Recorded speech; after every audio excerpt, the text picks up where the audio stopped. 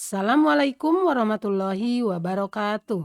Halo anak-anak, kita berjumpa lagi dalam pembelajaran tema 2 Persatuan dalam Perbedaan, subtema 3 Bersatu Kita Teguh, pembelajaran 3.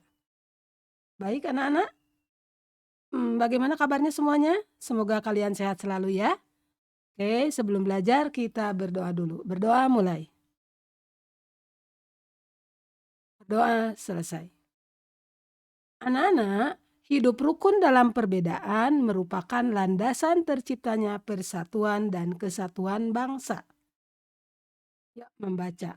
Tahukah kamu bahwa bermain bersama dengan teman-teman yang berbeda secara damai dan saling menghargai adalah cerminan hidup rukun.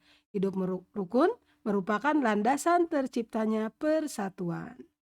Udin, Siti, Dayu, Beni, Edo, dan Lani selalu berupaya menunjukkan sikap tersebut dalam kehidupan sehari-hari. Mereka bermain bersama, saling menghargai, saling membantu, saling bekerja sama, dan saling belajar tentang budaya lain. Hari ini mereka mempelajari salah satu permainan tradisional dari Nusa Tenggara Timur, yaitu Rangku Ali. Rangku Alu. Permainan ini membutuhkan keterampilan melompat yang baik, ya. Kamu akan belajar tekniknya sebelum bermain. Nah, perhatikan di sini.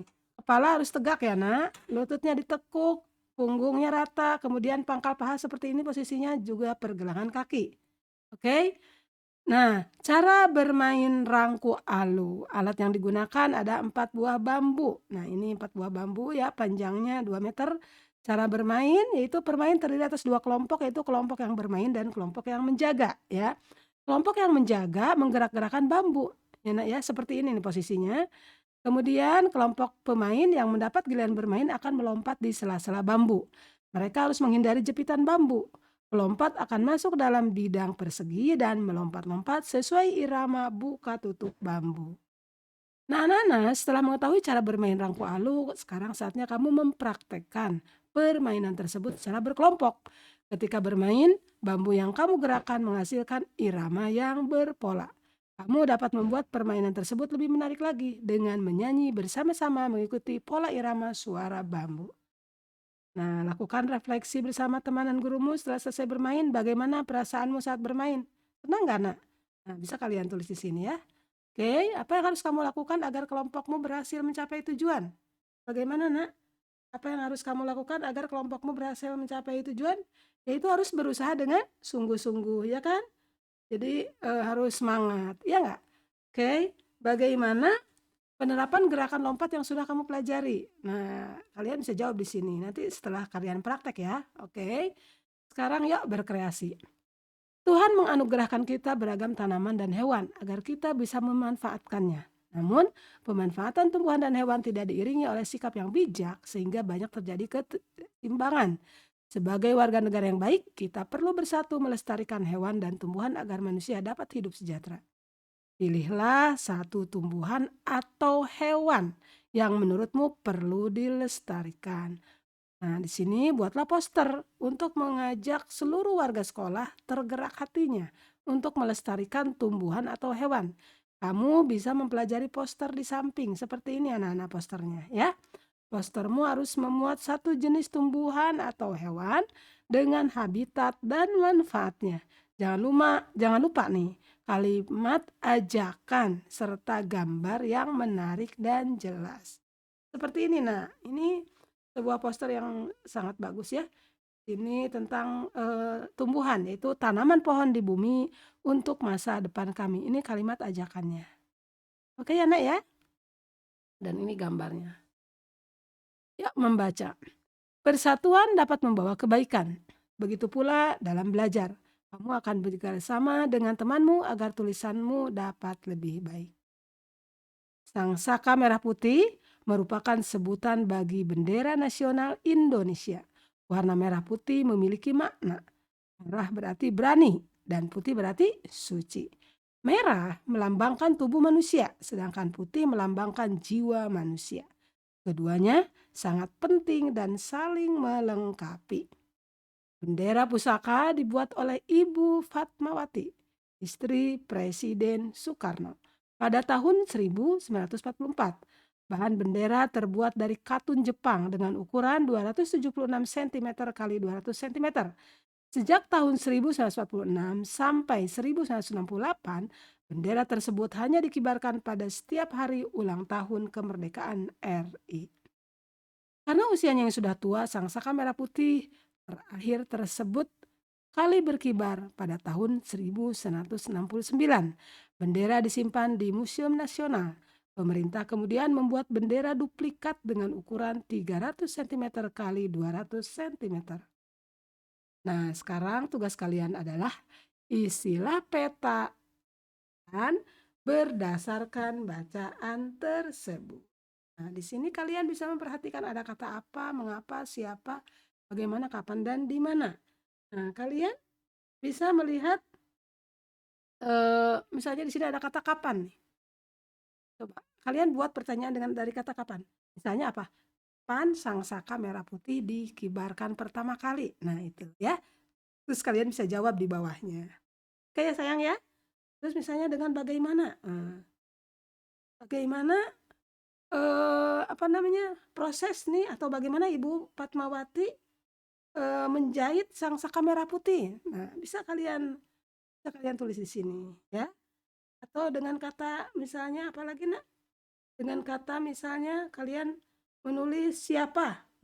Siapa yang menjahit bendera Sang Saka Merah Putih? Bisa ya. Oke, terserah kalian ya. Karena nah, sekarang tulisannya harus menggunakan kata baku dan kalimat efektif.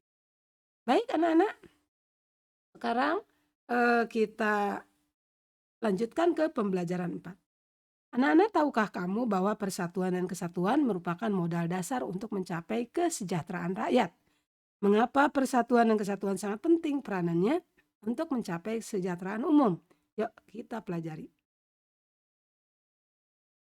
Mengapa persatuan dan kesatuan penting untuk kesejahteraan umum? Penduduk Indonesia yang terdiri dari beragam suku bangsa tersebar di seluruh wilayah kepulauan Indonesia. Persatuan dalam keberagaman merupakan modal utama dalam mencapai masyarakat sejahtera. Rakyat yang bersatu dalam suasana yang aman turut mendukung pelaksanaan pembangunan. Jika pembangunan berjalan dengan baik, maka kesejahteraan rakyat akan meningkat. Sebaliknya, jika negara terpecah belah dan tidak aman, maka pembangunan akan terhambat. Pembangunan yang terhambat akan mempengaruhi kesejahteraan. Menjaga keutuhan negara, Kesatuan Republik Indonesia atau NKRI adalah tugas kita bersama. Bangsa Indonesia harus selalu bersatu mempertahankan keutuhan wilayah NKRI. Usaha-usaha dalam menjaga keutuhan NKRI dapat dilakukan dengan cara memelihara ketertiban dan keamanan, menghindari pertikaian antar suku, menumbuhkan sikap toleransi, menghargai perbedaan, menjaga perbatasan Indonesia dengan negara lain, dan menjaga pulau-pulau paling luar dari Indonesia. Contoh sikap yang mencerminkan persatuan dan kesatuan adalah menciptakan suasana rukun, melaksanakan tanggung jawab, saling menghormati antar sesama, mematuhi peraturan yang berlaku, saling tolong-menolong dengan sesama, menghargai teman yang berbeda suku, bangsa, agama, dan adat istiadat. Ayo kita tegakkan persatuan dan kesatuan demi tercapainya masyarakat NKRI yang sejahtera.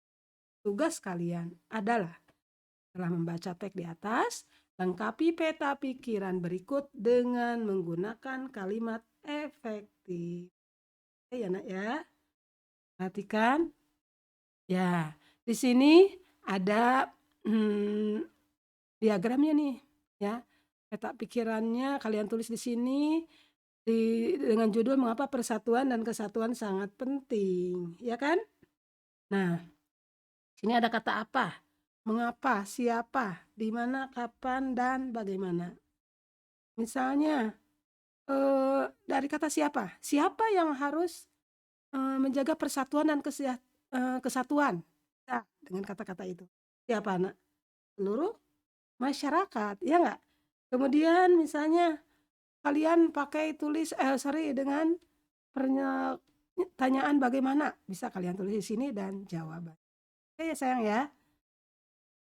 Nana, pada pertemuan sebelumnya kamu telah membuat buku mini tentang contoh dan manfaat persatuan dan kesatuan untuk kesejahteraan rakyat. Hari ini kamu akan menyelesaikan buku mini tersebut. Nah, di sini kamu akan melanjutkan nulis buku mini tentang contoh dan manfaat persatuan dan kesatuan untuk mencapai kesejahteraan rakyat. Kamu dapat menambahkan gambar yang sesuai dengan tema agar bukumu lebih menarik. Nah, perhatikan kembali beberapa hal penting yang perlu kami tuliskan dalam bukumu itu. Satu, yaitu memastikan judul sesuai dengan tema. Kemudian, menuliskan dan menggambarkan 4 contoh kegiatan yang mencerminkan persatuan dan kesatuan. Kemudian menuliskan dan menggambarkan 4 contoh manfaat dari persatuan dan kesatuan untuk kesejahteraan rakyat. Nah, seluruh gambar harus sesuai dengan tema. Nah, perhatikan di sini ada percakapan. Wah, buku mini kita telah selesai. 14 buku mini dibuat oleh siswa laki-laki dan 16 buku mini dibuat oleh siswa perempuan. Tahukah kamu berapa persen buku mini yang dibuat siswa perempuan? Jika seluruh siswa ada 30 orang. Yuk kita diskusikan. 14 buku mini diselesaikan oleh siswa laki-laki. Ya kan? Ada 14 buku mini. Nih ada 14 sayang. Oleh laki-laki kan? Oke. Kemudian 16 buku oleh perempuan. Ya kan? Mininya. Nah sekarang hitunglah presentasi buku mini yang diselesaikan oleh siswa perempuan. Nah, kemudian yang di apa nak? Yang diselesaikan oleh laki-laki. Bagaimana cara menghitungnya? Nah, anak-anak, ini jumlah seluruhnya ada 100% ya sayang ya. Sekarang kalau perempuan kan laki-laki kan 14. Nah, perempuan 16, tinggal digini aja sayang. 14 per berapa nak? Semuanya 30 kan? Per 10. Tuh, begitu sayang. Ya kan gampang kan? Jadi 14 per 30 kali 100%. Berapa kira-kira? 14 per 30 kali 100%? Nah, gampang dong. 14 per 30 kali 100%. Kalian tinggal hitung. Ini 14 kali 100, 1400 per 30. 1400 per 30. Boleh begitu. Ya. Oh, ini coret 1, ini coret 1. 14 bagi 3, nak. Bagi 3 berapa? 46,6%. Gitu, nak. Gampang kan? Oke. Nah, sekarang bagaimana kalau dengan yang perempuan? Perempuan gampang. Ini kan 16. Berarti perempuan itu bisa. Kalian tinggal hitung deh. Oke ya sayang? Gampang ya, nak ya? Oke, lanjut. Nah, berapa persen buku mini yang diselesaikan laki-laki? Tadi jawabannya sudah Ibu tuh. Silakan kalian pindahkan. Nah, sekarang nah, sudah di sini ya. Udah Ibu bahas ya sayang ya. Udah Ibu bahas nih. Perhatikan langkah-langkahnya, kalian bisa baca lagi. Nah, sekarang Edo membeli 1 lusin donat yang ditempatkan dalam sebuah kotak, anak-anak. Ya. Nah, donat tersebut terdiri dari 2 donat rasa stroberi, 3 donat rasa coklat, dan 6 donat rasa mocha, dan 1 donat rasa keju. Nah, tuliskan presentasi untuk masing-masing rasa donat tersebut pada tabel berikut. Anak-anak, jumlah seluruh donat ada berapa? Ada 12. 2 tambah 3 tambah 6 tambah 1. Ya enggak? 12 kan? Nah, berarti karena stroberi ada 2, berarti 2 per 12 kali 100%. Itu 16,67. Sekarang kalau coklat ada berapa sih, nak? Coklat ada 3, berarti di sini 3 per 12. Ya kan? Kali berapa? 100%. Persentase begitu sayang. Gampang kan? Oke. Dan selanjutnya mocha juga sama. Silakan mocha diisi dan keju juga diisi. Paham ya sayang ya? Oke, selanjutnya di area parkir, perhatikan nak. Di area parkir terdapat 60 kendaraan yang terdiri atas 20 mobil sedan dan 10 mobil truk. Sisanya adalah sepeda motor. Jadi ada 60 mobil, ada kendaraan, 20 mobil sedan, terus 10 mobil truk ya? Ya enggak? Terus apa lagi, nak? Sisanya adalah sepeda motor. Berarti ini ada berapa nih? 20 tambah 10, 30 ya? 60 dikurang 30 berapa? 30 ya? Betul nggak sih? Iya, 30. Berarti jumlah motornya ada berapa sayang? Jumlah motornya ada berapa? Ada 30. Sekarang berapa persentasi motor? Nah, motor itu tadi ada 30 kan? Kan ada 30. Jumlah seluruh kendaraan berapa? 60 kan? 60 kali 100. Apa persentasinya? Ini dicoret aja, coret, biar gampang ya. Nih. Jadi tinggal 300 dibagi 6 berapa? 30 bagi 6, 5 kan? Nah, 300 bagi 6 berarti 50%.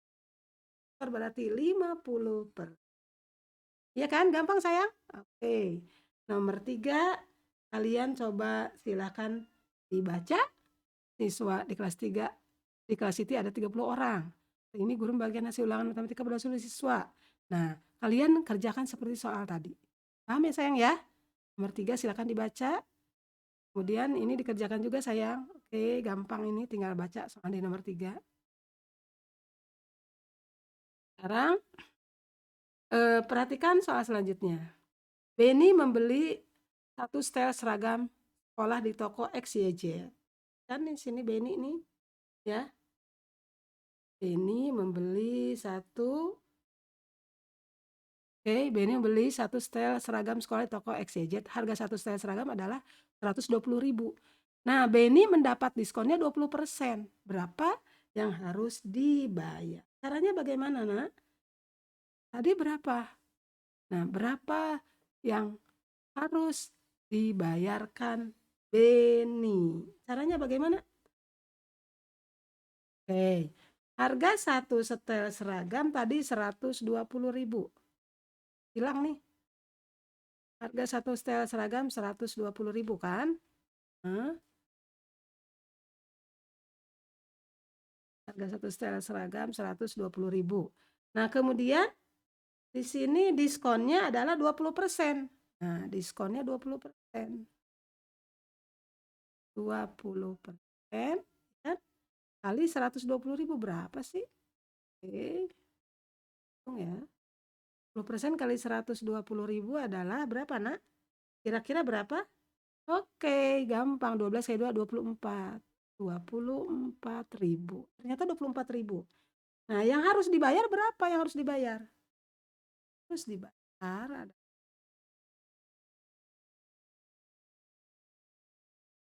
120.000. Ya nggak? Dikurang 2. Ya kan? Ya dong. 120.000 dikurang 24.000. Berapa hasilnya? Oke, betul. 96.000. Gampang kan? Jadi gitu ya. Untuk siapa namanya? Denny ya? Benny. Untuk Benny berarti tadi cara penggunaannya, cara menghitungnya.